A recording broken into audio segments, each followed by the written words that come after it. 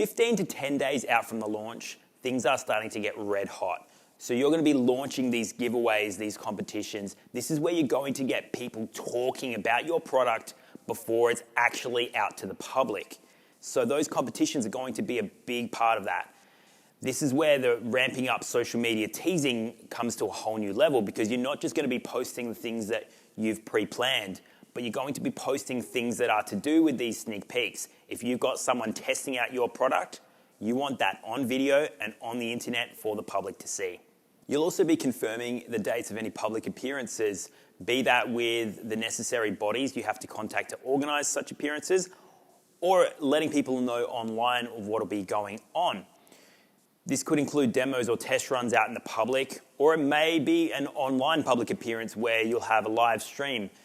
You can list these events in calendar or social media pages of events with people able to RSVP.